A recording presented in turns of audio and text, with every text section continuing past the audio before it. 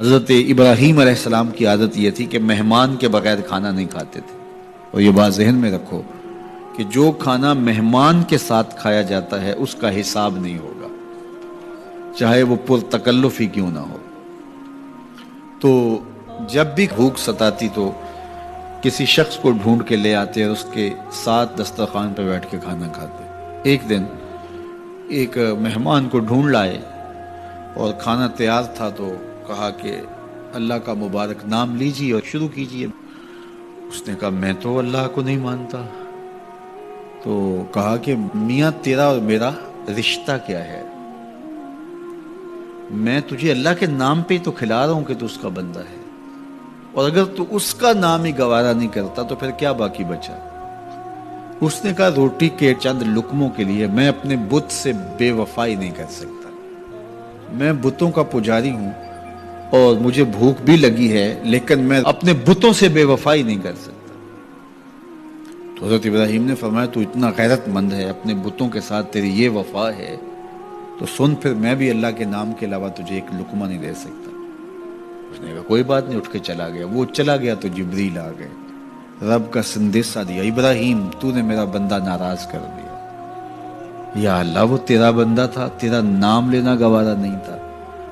کہا ابراہیم اس کی عمر کتنی ہوگی؟ مالک 70-80 کے پیٹے میں ہوگا.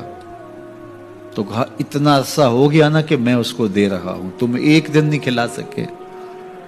اب ابراہیم علیہ السلام ان کو ڈھونڈ رہا، وہ پہاڑ چڑھ رہا تھا تو آواز دی او میاں آ جاؤ کھانا ٹھنڈا ہو رہا ہے. اس نے کہا آ جاؤں گا لیکن تمہارے رب کا نام نہیں لوں گا. کہا نہ لینا، آ جاؤ. آیا دسترخوان پر بیٹھا، کھانا شروع ہوا تو کہنے لگا کہ پہلے تو بڑے غصے میں تھے، جلال میں تھے کہ رب کا نام نہیں لوگے تو کھانا نہیں دوں گا، ایک دم تبدیلی کیسے آ گئی؟ کہا اسی رب کا سندیسہ آیا ہے کہ مجھے بھی تو اتنا عرصہ ہوا کہ دے رہا ہوں، تم ایک دن نہیں دے سکے. تو اس نے کہا تیرا رب اتنا مہربان ہے تو مجھے بھی اس اپنے رب کا غلام بنا لے. تو جو اسے مانتا ہے اسے بھی دیتا ہے، جو نہیں مانتا تو یہ نہیں دھوکہ کھانا چاہیے کہ فلاں کے پاس رزق کتنا ہے اس لیے وہ اللہ کا مقبول ہے، فلاں تخت حکومت میں بیٹھا ہے اللہ کا مقبول ہے. یہ کوئی دلیل نہیں ہے. کتنے لوگ ہیں جو اس کے منکر ہیں، اس کے وجود کے منکر ہیں، لیکن اس کے باوجود ان کو اتنا عطا کرتا ہے.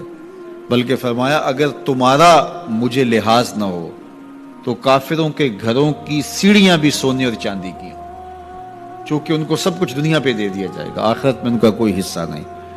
لیکن مسلمان کہیں گے ہم تو پھر مار ہی دیے گئے. تو تمہاری دل جوئی مقصود ہے، تمہارا لحاظ ہے، ورنہ ہم ان کو اتنا دیں کہ ان کے گھروں کی سیڑھیاں بھی سونے اور چاندی کی ہوں. یہ فرعون جو تھا جس نے خدائی کا دعویٰ کیا، بلکہ کہا آنا ربکم الاعلی، میں تمہارا بڑا رب ہوں، اور اپنی پرستش کرواتا تھا. ساری زندگی کوئی بیماری تو دور کی بات ہے، اس کے سر میں درد بھی نہیں ہوا تھا. رزق اللہ اسے بھی دیتا ہے جس سے وہ پیار کرتا ہے، اسے بھی دیتا ہے جس سے وہ پیار نہیں کرتا.